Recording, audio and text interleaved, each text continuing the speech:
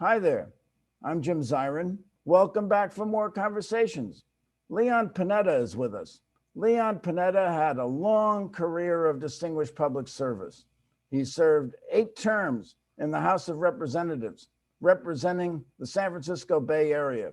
From 1994 to 1997, he was White House Chief of Staff under Bill Clinton. Later, under President Obama, he served as Director of the Central Intelligence Agency, and in 2013, he became Secretary of Defense. A man couldn't ask for a more worthwhile or satisfying career, and we're very much honored to have Leon Panetta on the program. Mr. Secretary, thank you so much for doing this. And you are really in the enviable position of having occupied 3 of the top posts in our government. You were White House Chief of Staff under President Clinton. You were DCI, Director of Central Intelligence under President Obama. And finally, the capstone of your career, you were Secretary of Defense. Now, what are you doing nowadays for an encore? My wife and I, when I came back from Washington as Chief of Staff to Bill Clinton, we came back to Monterey. And there's a campus here that I helped establish that used to be the old Fort Ord. Fort Ord got bracked, and we were looking for something to replace it. And I was able to establish a campus of the CSU system here. So we came back to that. And when we came back to the campus, we set up an office and eventually established an Institute for Public Policy about 24 years ago. And our institute is dedicated to the mission of trying to inspire young people to lives of public service. So we've had a great institute, great programs, and are working hard at that. Tell me, what are the elements that go into a White House Chief of Staff, a Director of Central Intelligence, of the Secretary of Defense? What made you so successful at all 3 roles? Well, probably having a good sense of humor helps. Otherwise, you wind up jumping in the Potomac. But I think it's a combination of things. It's obviously dedication to public service and to trying to make sure that what you do improves the lives of fellow Americans. I mean, I've always felt that the role of public service is basically to improve the lives of the American people, and that dedication is very important. But I think the key ingredients for leadership are really several. Number one, establish goals to accomplish. I think that's very important. Don't just move stuff from the inbox to the outbox. Really decide what are the things that you want to achieve during the time that you're the head of that particular agency or department. Secondly, build a team, work with a team, because all of these agencies and departments demand strong teamwork, and make them feel like they are part of the effort to achieve those goals. And then thirdly, be very honest with them and with the American people as to what's happening. I believe in full transparency as to what you're doing. And be honest with yourself. Don't try to pretend that you're somebody you're not. All of those are the key qualities, I think, that you have to bring to these kinds of positions. Now, is it important in those positions to have a close relationship with the president? Absolutely. It helps a great deal when you're in an administration that you have a relationship with the president, particularly of trust. Certainly true as chief of staff. I don't think you can be a chief of staff unless you trust the president and the president trusts you. But I think that's also true for CIA and Secretary of Defense because you're really involved in an effort that reflects what the presidency is all about, which is to protect the security of the country. And to do that really does require that you have the ability to not only analyze the challenges that you're facing, but to be able to look at the options that you have to look at in order to deal with those crises. And you have to do that very much in partnership with the president, because ultimately it's not your decision as to what gets done. It is the decision of the President of the United States. But to get there, it really requires a trusting relationship between the two of you. Well, Bill Burns, whom President Biden nominated for director of the Central Intelligence Agency, just had a confirmation hearing before the Senate Intelligence Committee.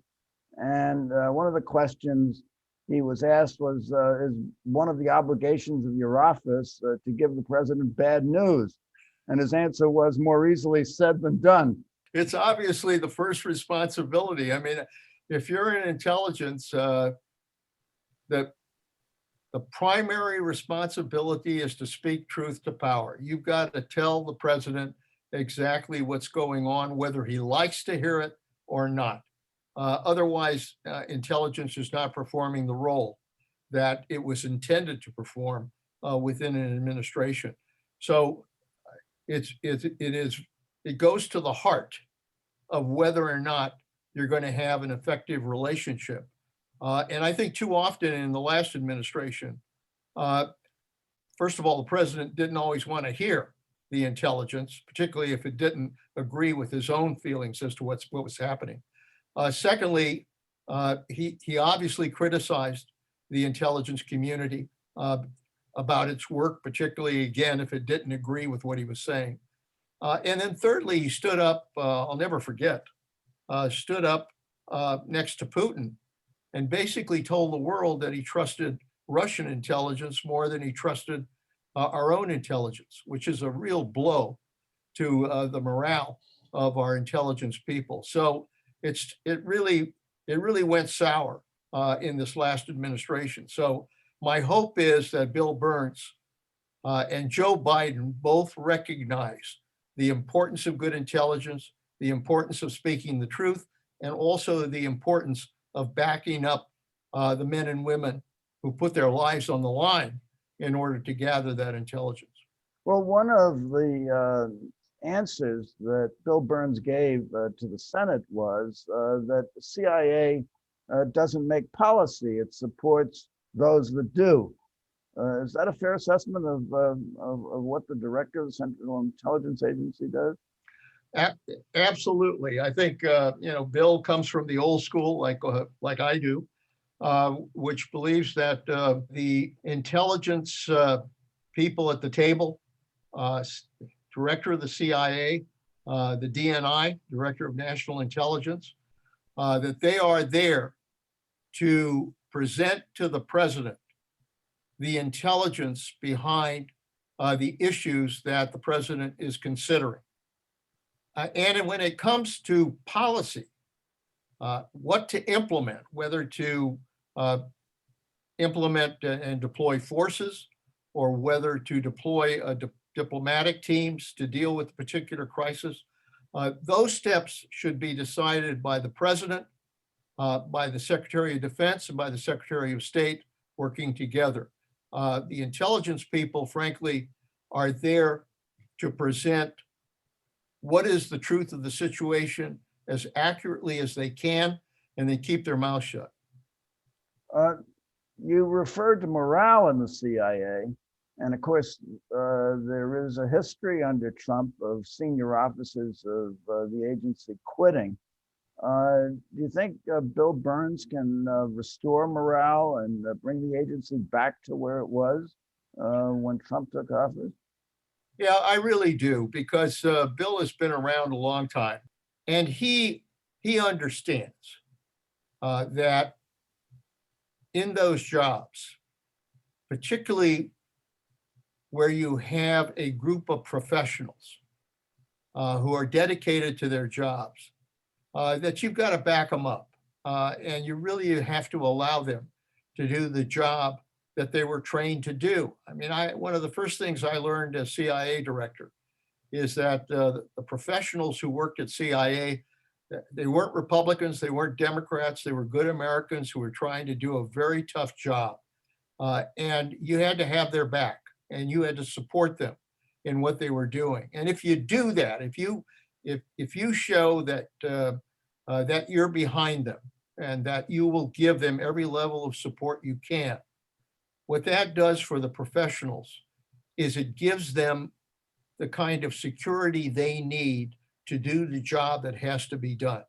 It's not an easy job. It's tough. Getting intelligence, analyzing it, making sure that it's accurate is a tough job.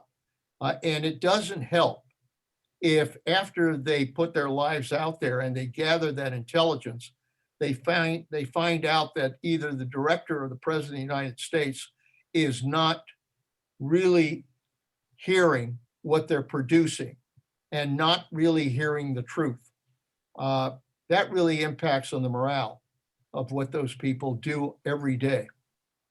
Well, Bill Burns' immediate predecessor, Gina Haspel, under Trump, went to the State of the Union address, and she rose to applaud some of the statements that Trump made. The Joint Chiefs of Staff don't do that unless the president of the State of the Union calls for more money for the military. Then they get up and applaud. But do you think it was a mistake for her to have done that? As the CIA director ill-advised to appear to be a partisan? Well, I'd like to frankly believe that when you're in the jobs that require independence, whether it's Attorney General, whether it's CIA director, that you really ought to reflect that kind of nonpartisan approach and not just be another clapping hand in the audience. Let's talk, Leon, about national security. Aside from COVID, what do you see as Biden's major national security challenge? You know what's happened is that there are a series of flashpoints in the world today, probably more flashpoints than I've seen since World War II, really, that have the potential of creating conflict. I mean, what are those flashpoints very quickly? One would be terrorism, ISIS, dealing with that threat to our country going back to 9/11. Secondly, dealing with failed states in the Middle East, which are creating tremendous instability there, Syria, Libya, Yemen. Dealing with Iran, which remains a threat to stability in the region, and trying to deal with its potential nuclear capability. Dealing with North Korea, which has a nuclear capability and an erratic leader that threatens that part of the world as well as our security. Dealing with Russia, we're engaged in a new chapter of the Cold War, and Putin is taking advantage of what he perceives as weakness, and that's dangerous. It threatened our security a great deal. China, of course, top of the list because of the concern that they have economic power, and they've taken advantage of a vacuum created by the United States to try to spread their influence and try to become ultimately the world leader. Eventually, I think that's their goal. Cyber attacks. So, look at the array of challenges that are out there. And unfortunately, in the last 4 years, the United States has kind of withdrawn from its leadership role in the world to this kind of America first isolationist kind of mentality. And that really has not only weakened our relationship with our allies, it's empowered our adversaries. And I think Joe Biden is right in trying to say America's world leadership is back. And we are going to restore that relationship, and we are going to work with our allies to deal with our adversaries. I think he's on the right track to trying to restore our approach to protecting our national security. Do you believe that it's going to be a tough slug to get other nations to trust us, given the way we've handled COVID, given the systemic racism that's perceived in our society, the George Floyd case, the partisanship, the gridlock in Washington, the January 6th insurrection? People around the world are scratching their heads. Can America possibly recover its position of primacy? Yeah, you know what? I think you could actually add that to our national security threats, which is the dysfunction in this country uh, and the polarization that has taken place. Uh, the dysfunction and the partisanship that we've seen, particularly in the last 15 or 20 years, I think has really hurt our democracy. Major issues that need to be dealt with are not being dealt with. Uh, we should have dealt with immigration reform a long time ago. We should have dealt with tax reform. We should have dealt with infrastructure funding. We should have dealt with the debt, very frankly. There are a lot of issues that are not being dealt with that undermine our democracy. And obviously, the polarization resulted in something I never thought I would see in my lifetime, which was an armed attack of the US Capitol that almost brought our democracy to an end. And yet we've survived. We have survived. We did elect a new president. I think this new president wants to unify and heal the country.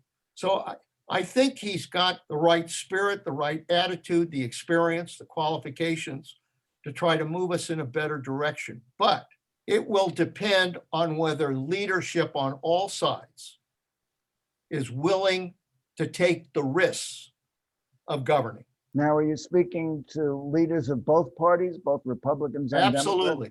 Democrats? Absolutely. You can't do this unless the leadership of both parties, Democrats and Republicans, are willing to take those risks. Look, in my 50 years of public life, I've seen Washington at its best, and I've seen Washington at its worst. When I first went back to Washington in the 60s, I saw Republicans and Democrats willing to work together. Did they have their political differences? Of course.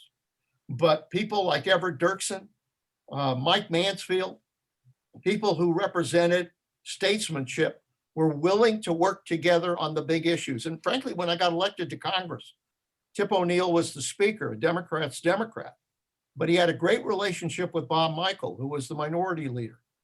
And they worked together, whether it was a Democratic president or a Republican president, to try to solve the issues facing the country. That's the way our system's supposed to work. But it hasn't worked that way in this time where we've had extreme partisanship and polarization and dysfunction. Now, certainly among the great external threats we face is the nuclear proliferation. Trump withdrew from the Iran deal, the so-called JCPOA. Do you think that that was a good idea? And do you think we can get back in? And if we get back in, on what terms and what will it accomplish? No, it was a terrible idea. I mean, while you can question whether that agreement covered all the issues that should have been covered, the fact was that United States, along with our allies, Great Britain, France, Germany, and in addition, Russia and China, sat down and worked that agreement out, which required that Iran not enrich nuclear fuel, not march towards developing a nuclear weapon. And the agreement worked. There were inspections, there were efforts to make sure that they would abide by the terms of the agreement, and all of that worked. For Trump to just back out of that and frankly, you're trying to figure out, well, why did he do that? It only resulted in Iran going back to enriching nuclear fuel and marching towards a nuclear weapon. So I think Joe Biden is right to try to work with our allies again, to try to get Iran back to the table, to make sure that they again abide by the requirements of that agreement, and that they be willing to talk about other issues that concern us in terms of security in the Middle East. Of course, our relationship with our allies is perhaps not always as solid as we hope.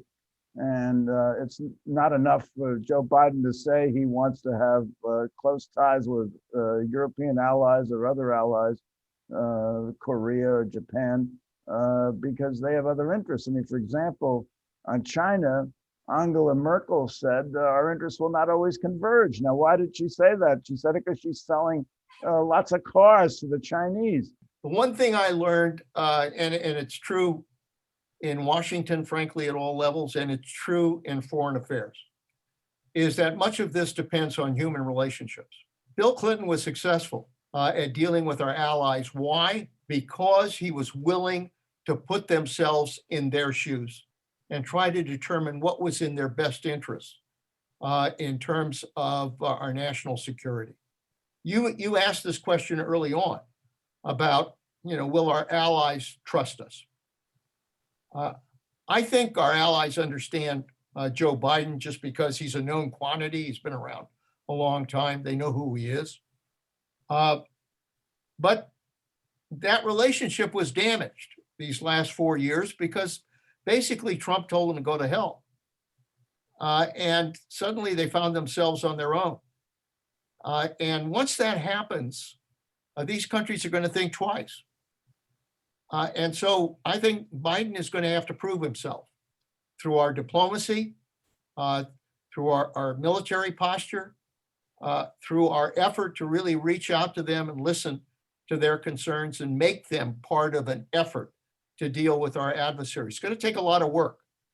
One of the keys to the presidency is that you can't handle all of these issues by yourself. You've got to empower others to be able to deal with these issues.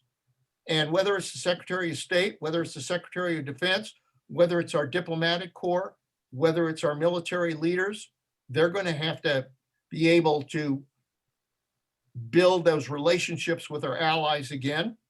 And you've got to be able to, during a day when you're dealing with a lot of issues, you've got to make room to deal with national security issues.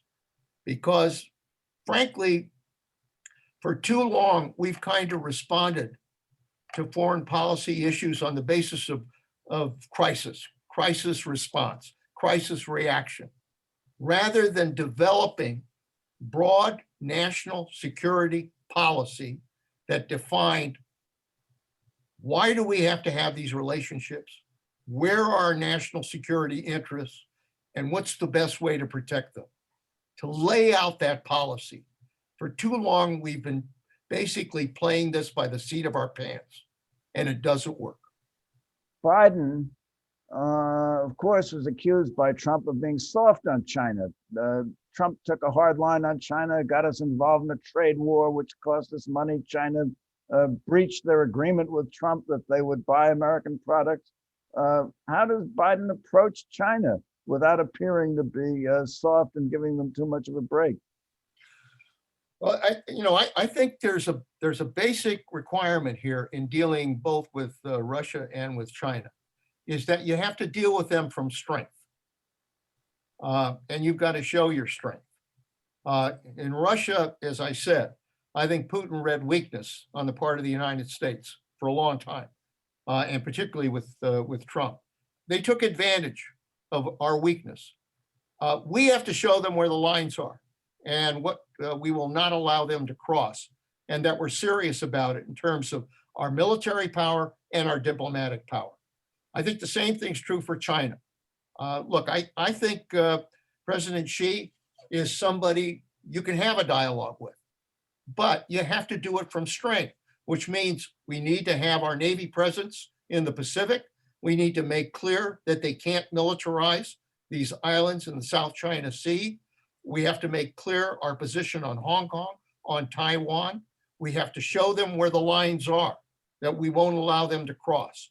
Once we've done that, then yes, you can engage in a dialogue about trade, about technology, about other issues that have to be addressed. But the United States cannot afford to do that without making very clear that there are lines we stand for that cannot be crossed. Red line. So I have a question for you, Leon Panetta. Can Biden recover our national security position? I think I trust Joe because of his instincts and because of his common sense. He was chairman of the Foreign Relations Committee for a long time. He knows these world leaders. He knows these issues. I think his guts are in the right place in terms of having to deal with them. And as I said, when it comes to human relationships, Joe is the kind of person who will listen and who will take the time to understand the needs of our friends. And in doing that, I think he can build stronger alliances. Look, I talked about all these flashpoints in the world. The United States is not going to solve all those flashpoints by ourselves. The only way we're going to do it is by building strong alliances, whether it's NATO, whether it's in the Middle East, whether it's with the ASEAN countries in Asia, whether it's Latin America, whether it's Africa. We have to build strong alliances in order to deal with the threats that are impacting on the world of the 21st century. The way forward is building strong alliances. So Leon Panetta, thank you for coming by. This has been absolutely marvelous. And thank you for coming by. Tune in next week for more conversations. I'm Jim Zirin. Take care, stay safe, and all the best.